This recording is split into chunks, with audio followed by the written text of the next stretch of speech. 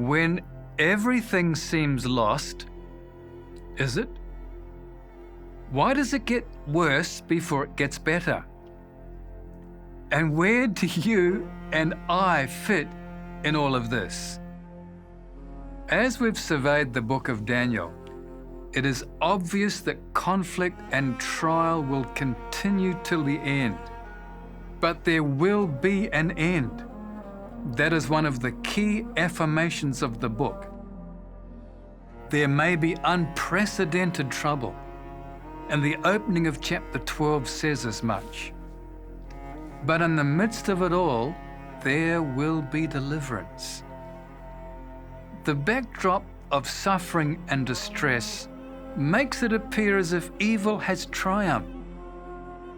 Just before the Lord stands up to defend his people, the King of the North appears to be victorious.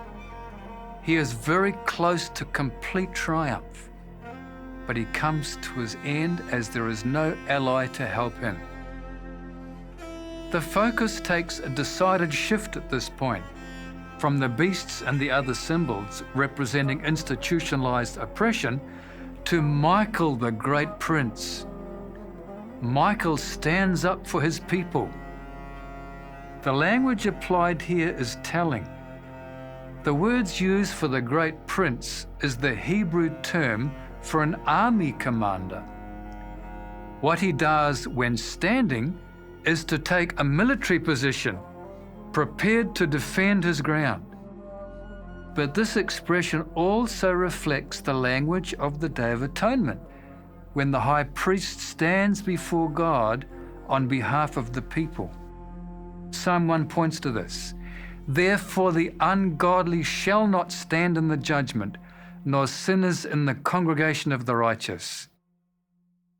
So the action of the great prince, or Jesus, standing for his people, indicates that in him, his people are innocent.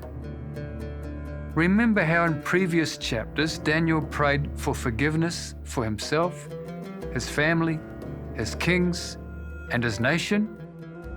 He read from the prophet Jeremiah that the trouble the nation faced was because of their insistence in following idols rather than God. The exile that Daniel experienced was as a direct result of God's judgment on a nation that had rejected him. So we see a world around us that has rejected God and wonder why things are just getting worse all the time. Maybe God is ringing bells and using flashing lights by these events to warn us that very soon he will stand up for those who confess his name and who throw their dependence on him. And what about all the time prophecies mentioned in this chapter?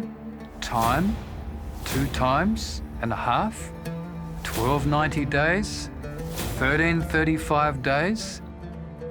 It seems foolhardy to brush them all aside. When something is mentioned 2 or 3 times, the old maxim kicks in of a reliable testimony coming from 2 or 3 witnesses. So please don't find yourself in the seat of the scornful just because it is popular to do so. These times are all interrelated, so do your homework and see how they connect with the previous 2 time periods, the 2,300 days and the 70 weeks. At their simplest level, they affirm that the reign of evil is about to time out. As Daniel expresses it, that is when the shattering of the power of the holy people comes to an end. And that is made possible only by the great prince standing for his people. So why does it seem to take forever before he stands up? I don't know. I'm not God. But in God's good time, he will do what he promises. In the meantime, I can rest in the assurance that at the end of those time-tabled days, I will stand in my allotted place. And that promise is for you too.